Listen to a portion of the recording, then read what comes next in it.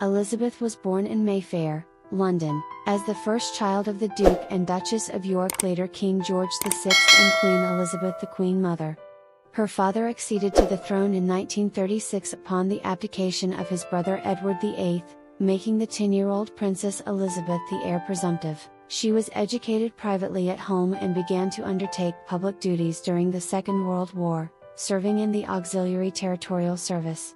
In November 1947, she married Philip Mountbatten, a former Prince of Greece and Denmark, and their marriage lasted 73 years until his death in 2021. They had 4 children: Charles, Anne, Andrew, and Edward. When her father died in February 1952, Elizabeth, then 25 years old, became Queen of 7 independent Commonwealth countries: the United Kingdom, Canada, Australia, New Zealand, South Africa, Pakistan, and Ceylon, known today as Sri Lanka, as well as head of the Commonwealth.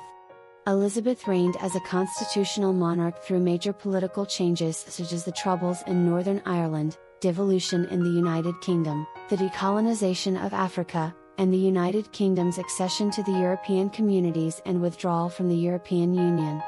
The number of her realms varied over time as territories gained independence and some realms became republics. As Queen, Elizabeth was served by more than 170 prime ministers across her realms. Her many historic visits and meetings included state visits to China in 1986. As George VI's health declined during 1951, Elizabeth frequently stood in for him at public events. When she visited Canada and Harry S. Truman in Washington, D.C., in October 1951, her private secretary Martin Charteris carried a draft accession declaration in case the king died while she was on tour. In early 1952, Elizabeth and Philip set out for a tour of Australia and New Zealand by way of the British colony of Kenya. On 6 February, they had just returned to their Kenyan home, Sagana Lodge, after a night spent at Treetops Hotel, when word arrived of the death of Elizabeth's father. Philip broke the news to the new queen. She chose to retain Elizabeth as her regnal name, and was therefore called Elizabeth II. The numeral offended some Scots, as she was the first Elizabeth to rule in Scotland. She was proclaimed queen throughout her realms, and the royal party hastily returned to the United Kingdom. Elizabeth and Philip moved into Buckingham Palace. With Elizabeth's accession, it seemed possible that the royal house would take her husband's name, in line with the custom for married women of the time. Lord Mountbatten advocated for House of Mountbatten, and Philip suggested House of Edinburgh, after his ducal title. The British Prime Minister, Winston Churchill, and Elizabeth's grandmother Queen Mary favoured the retention of the House of Windsor. Elizabeth issued a declaration on April 9, 1952 that the royal house would continue to be Windsor. Philip complained, "I am the only man in the country not allowed to give his name to his own children." In 1960, the surname Mountbatten Windsor was adopted for Philip and Elizabeth's male line. Elizabeth rarely gave interviews, and little was known of her political opinions, which she did not express explicitly in public. It is against convention to ask or reveal the monarch's views. When Times journalist Paul Routledge asked her about the miners' strike of 1984-85 during a royal tour of the newspaper's offices, she replied that it was all about one man, a reference to Arthur Scargill, with which Routledge disagreed.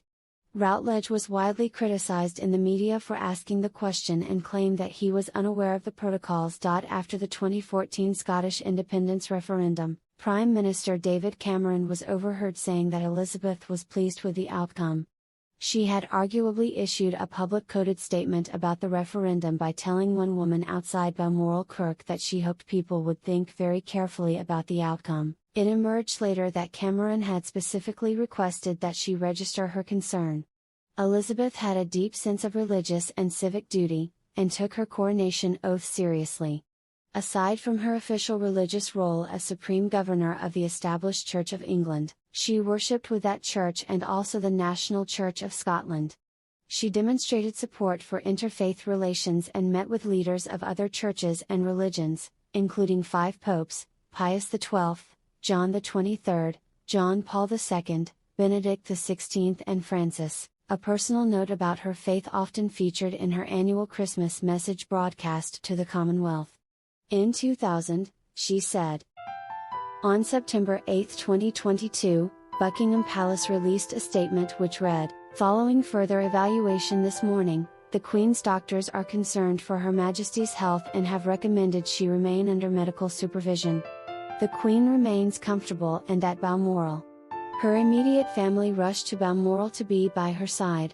She died peacefully at 1510 BSD at the age of 96, with two of her children, Charles and Anne, by her side. Her death was announced to the public at 1830, setting in motion Operation London Bridge and, because she died in Scotland, Operation Unicorn. Elizabeth was the first monarch to die in Scotland since James V in 1542. Her death certificate recorded her cause of death as old age.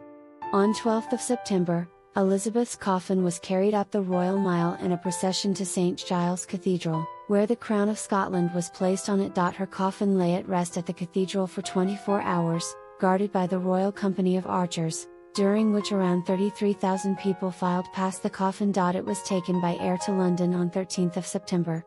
On 14th of September, her coffin was taken in a military procession from Buckingham Palace to Westminster Hall, where Elizabeth lay in state for 4 days.